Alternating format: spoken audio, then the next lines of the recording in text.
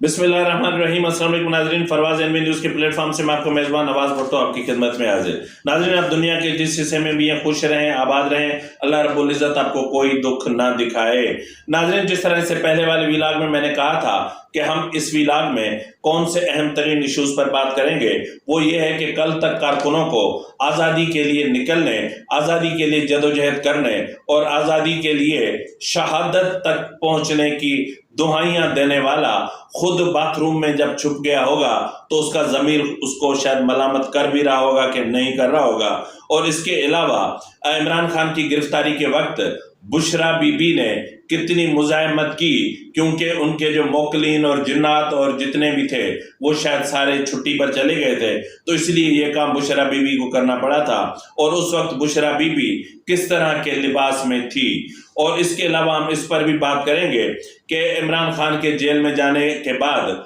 और इमरान खान की नाअहली के बाद पार्टी पर बुशरा बीबी किस तरह कब्जा करना चाहती है और शाह महमूद कुरैशी के ख्वाबों पर किस तरह पानी फिरने लगा है या ओस पड़ने लगी है। तो मामला इंतहाई नाजुक हैं और कोर कमेटी के इजलास के हवाले से भी बहुत सारी चीज़ें हैं। तो नाज़रीन, इन तमाम इश्यूज़ पर हम अभी बात करेंगे, इसलिए आपसे इल्तमास है कि अगर आपको हमारा व्लॉग पसंद आए तो मेहरबानी करके इसको सब्सक्राइब करना, लाइक करना और शेयर करना मत भूलिएगा और बेल आइकन दबा दीजिएगा ताकि आप तक हमारे व्लॉग्स बर वक्त पहुँचते रहें, ताकि आप भी बाखबर रह सकें। नाज़रीन, गुज़िश्ता रोज़ अब ये आप एक तस्वीर देख लें, ये इमरान खान की तस्वीर है। ये वो तस्वीर है जब इमरान खान को गिरफ्तारी के बाद जो है वो जेल ले जाया जा रहा था। यानी पहले ये बताया गया कि अडियाला जेल ले जाया जा रहा है, तो हम बाद में ये पता चला कि इमरान खान को अटक जेल ले जाया जा रहा है। इस तस्वीर में आप इमरान खान की आंखें देख लें और ये आंखें कहते हैं ना कि ये जुल्फें बता रही हैं फसाना रात का, तो इसकी आंखें बता रही थी फसाना रात का कि इमरान खान पर रात को क्या बीती थी और उसने क्या क्या कुछ और कितना कुछ इस्तेमाल नहीं किया था, और वो आपको इमरान खान की आंखों से महसूस हो रहा होगा। ताहम जब इमरान खान को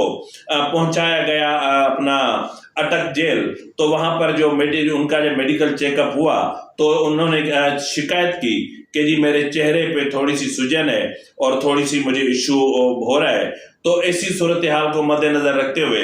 डॉक्टरों ने इमरान खान को मेथाडोल दे दी। अब मेथाडोल क्या है? मेथाडोल एक इंतहाई अहमियत की हामिल मेडिसन है और ये वो मेडिसन है कि जब किसी खतरनाक किस्म का नशा करने वाले शख्स का नशा टूटने लगता है और उसकी कैफियत खराब होने लगती है, तो फिर ऐसी सूरत हाल में उनका जो इम्यून सिस्टम है वो कमज़ोर होने लगता है, उसके दिल की धड़कन एबनॉर्मल होने लगती है, उसकी सांस उखड़ने लगती है, उसका ब्लड प्रेशर एबनॉर्मल होने लगता है। तो फिर ये जो मेथाडोल है ये उसको, क्योंकि इसमें स्टेरॉइड है और इसमें दीगर चीज़ें भी हैं, तो वो इन तमाम चीज़ों को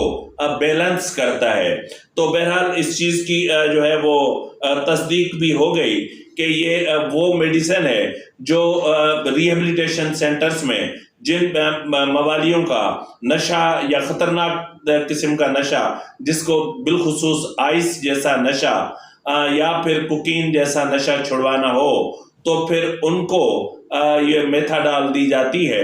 और इमरान खान को भी वो दी गई। इब्तदाई तौर पर इमरान खान को सी क्लास में रखा गया, और सी क्लास क्या होता है अल्लाह माफ़ करे, आपको भी पता है, मुझे भी पता है। तो बहरहाल इमरान खान की गिरफ्तारी के वक्त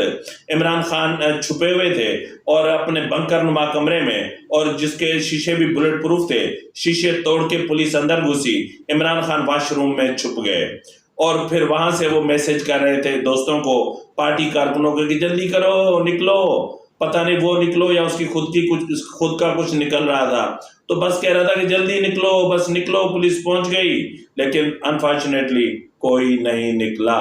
बिलाखिर बाथरूम का दरवाजा तोड़कर इमरान खान को निकाला गया और फिर जब इमरान खान तड़ी बाजी पे उतर आया, क्योंकि इनके मिजाज में बदमाशी तो पहले ही है ना, क्योंकि ये लुच्चापन और इनके बीच में ये जो लपाड़ापन, लोंडापन जो है वो तो है ही, छछोरापन तो है ही है ना। जिस तरह जीआईटी में इन्होंने DIG رینک کے افسران کو دھمکیاں دی تھی، اسی طرح گرفتاری کے وقت بھی DIG رینک کے افسران کو نہ صرف عمران خان نے دھمکیاں دی بلکہ بشرا بی بی نے تو مزاحمت بھی کی، اور بشرا بی بی اس دن یعنی جو ڈریس پہنی ہوئی تھی ایسا لگ رہا تھا کہ وہ بشرا بی بی نہیں ہے، وہ بشرا ڈال ہے، یعنی ان کے کپڑے اور فیشن اور ان کا انداز ایسا لگ رہا تھا کہ میں نے کہا نا کہ زلفیں بتا رہی تھیں رات کا فسانہ، تو میرا تھوڑا کہا زیادہ سمجھ جانا چاہیے۔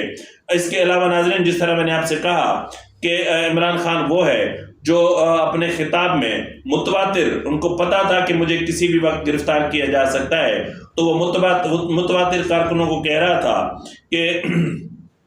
جدوجہد کریں ایک غلامی سے آزادی کے لیے اور حقیقی آزادی کی جدوجہد کے لیے سب باہر نکلیں، اور اگر مجھے گرفتار کیا جائے تو سخت احتجاج کیا جائے، آپ سب کو باہر نکلنا ہوگا۔ اور یہاں تک درس دے رہے تھے کہ یہ وہ راہ ہے جس میں آپ شہادت کا رتبہ آپ کو ملے گا، اور شہادت کا رتبہ بہت بڑا رتبہ ہے، لیکن یہاں پر جو بڑا سیٹ بیک ہے وہ میں آپ کو بتاتا چلوں کہ عمران خان کو نہ صرف PTI کے رہنماؤں نے اکیلا چھوڑ دیا، جیسے آم کی چوسی ہوئی گٹلی کو کوئی پھینک دیتا ہے، اسی طرح جس طرح عمران خان کو پھینک دیا، لیکن بدقسمتی یہ ہے کہ جن پر عمران خان، جنرل فیض اور جنرل باجوہ نے سب سے زیادہ انویسٹ کیا تھا، یعنی TTP، اس نے بھی کوئی مزاحمت نہیں کی، کیونکہ ان کے راستے پہلے ہی روک دیے گئے تھے، ان کی راہوں میں پہلے ہی رکاوٹیں کھڑی کر دی گئی تھیں۔ تو اس لیے یقیناً عمران خان کو جو دوسروں کو شہادتوں کا درس دے رہا تھا اور خود باتھ روم میں چھپا بیٹھ کر، اور مراد سعید کی طرح، مراد سعید بھی وہی کرتا ہے نا، واش روم میں جاتا ہے اور پھر وہاں سے وائس نوٹ بھیجتا ہے تاکہ میری لوکیشن وہ نہ ہو، اور پھر شور پانی کا اور یہ وہ چیزیں ایسی کرتا ہے، وہی چیزیں حرکت عمران خان نے کی کہ جلدی کرو نکلو، بس پتہ نہیں عمران خان کی اپنی کچھ نکل رہی تھی، تو بہرحال کیا نکلی کیا نہیں نکلی وہ تو عمران خان کو پتہ چل گیا ہوگا کہ جب ان کے اوپر کپڑا ڈال کے اور ہاتھ پیچھے سے کر کے اور اس کو لے جا کر کے گاڑی میں بند کر دیا گیا، بٹھا دیا گیا، اور جو اس کے آفیشل گارڈ سے ان کو ڈی ویپنائز کیا گیا اور ان کو لٹا کے ان کے ہاتھ پیچھے سے باندھ دیے گئے، اور 35 سے 36 لوگوں نے مزاحمت کی، ان کو بھی گرفتار کیا گیا۔ لیکن یہاں پر بات جو کہنے کی وہ یہ ہے کہ عمران خان کی گرفتاری کے بعد بشرا بی بی کے سامنے دو راستے ہیں، ایک یہ کہ خاور مانیکا کے پاس واپس جائے اپنے بیٹوں کے پاس اور عمران خان کے خلاف وعدہ معاف گواہ بن جائے، وعدہ معاف گواہ بن جائے القادر ٹرسٹ کیس میں، وعدہ معاف گواہ بن جائے توشہ خانہ کیس میں، وعدہ معاف گواہ بن جائے فرح گوگی کے ساتھ مل کر عثمان بزدار اور جو ہے وہ عمران خان کے خلاف، اور پھر سارے ثبوت دے دے۔ اور دوسرا راستہ یہ ہے کہ یہ تھوڑا سا راستہ مشکل ہے کہ وہ پارٹی کی قیادت کو سنبھال لے، یعنی قبضہ کر لے، اور یہی کچھ آج گزشتہ روز ہوا۔ شاہ محمود قریشی کو کسی نے ایکسیپٹ نہیں کیا، شاہ محمود قریشی کو نہیں منہ لگایا گیا، شاہ محمود قریشی کو کور کمیٹی کا اجلاس نہیں کرنے دیا گیا، اور شاہ محمود قریشی جو خود کو عمران خان کے بعد پارٹی کا چیئرمین سمجھ رہے تھے، اب وہ کہتے ہیں نا کہ دھوبی کا ڈیش ڈیش، نہ گھر کا نہ گھاٹ کا، تو زیادہ میں کچھ نہیں کہتا۔ بہرحال شاہ محمود قریشی کے ساتھ جو کچھ ہوا ہے وہ صحیح نہیں ہوا۔ ناظرین، ایک بات جو پچھلے پروگرام میں بھی رہ گئی تھی اور ابتدائی میں بھی میں کہنا رہ گئی تھی، وہ یہ تھا کہ حکومت نے جو ہے وہ آفیشل سیکریٹ ایکٹ یعنی ترمیمی بل، یعنی اس میں جو متنازع ترامیم تھی، جو الفاظ تھے بقول حکومت کے، کہ وہ نکال کر دوبارہ پیش کر دیے ہیں۔ لیکن یہاں پر سوال پیدا یہ ہوتا ہے کہ حکومت اس پر اڑی ہوئی کیوں ہے؟ سوال تو یہ بھی پیدا ہوتا ہے کہ دو نگران وزرائے اعلیٰ CCI کے اجلاس میں کیسے بیٹھ سکتے ہیں؟ دو صوبوں کے نگران وزرائے اعلیٰ CCI کے اجلاس میں بیٹھ کر اور نئی مردم شماری کی منظوری کیسے دے سکتے ہیں؟ سوال تو یہ بھی پیدا ہوتا ہے کہ نئی مردم شماری کی منظوری تو دی جاتی ہے لیکن قومی اسمبلی کی نشستیں نہیں بڑھائی جاتی۔ سوال تو یہ بھی پیدا ہوتا ہے کہ پاکستان پیپلز پارٹی کتنے میں بکی۔ سوال تو یہ بھی پیدا ہوتا ہے کہ MQM کتنے میں بکی۔ سوال تو بہت سارے پیدا ہوتے ہیں، لیکن جواب کون دے گا؟ جواب آپ کو وقت دے گا کہ کون کتنے ٹکوں میں بکا، کس نے کس کے ساتھ کیا معاہدہ کیا، کس کو اگلی حکومت میں کتنا حصہ ملے گا۔ یہ میثاق جمہوریت 2 نہیں ہوا، میثاق اقتدار پارٹ 2 ہوا ہے،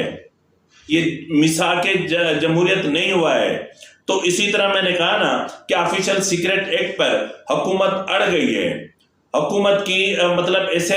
لگ رہا ہے کہ جیسے اس کی سانس اٹکی ہوئی ہے، کیونکہ آفیشل سیکرٹ ایکٹ ہی وہ ایکٹ ہے کہ جس کے ذریعے سے میڈیا کو کنٹرول کیا جا سکتا ہے، حکومت کے خلاف بولنے والوں کو کنٹرول کیا جا سکتا ہے۔ آفیشل سیکرٹ ایکٹ کے ذریعے ہی پولیٹیکل پارٹیز کے وہ لیڈرز جو حکومت اور اسٹیبلشمنٹ کے خلاف ہوں ان کو کنٹرول کیا جا سکتا ہے۔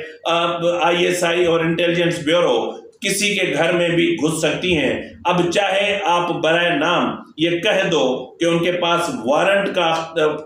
کے بغیر وہ گھر میں نہیں گھسیں گے، تو پہلے کون سا وارنٹ کے ساتھ کسی کے گھر میں گھستے ہیں؟ پہلے کس وارنٹ کے تحت انہوں نے بلوچستان سے 25,000 بلوچوں کو لاپتہ کیا ہے؟ کس حق کے ساتھ جو اپنا وارنٹ کے ساتھ سندھ سے انہوں نے درجنوں جو لوگوں کو گم کیا ہے؟ کہاں ہیں وہ مسنگ پرسنز؟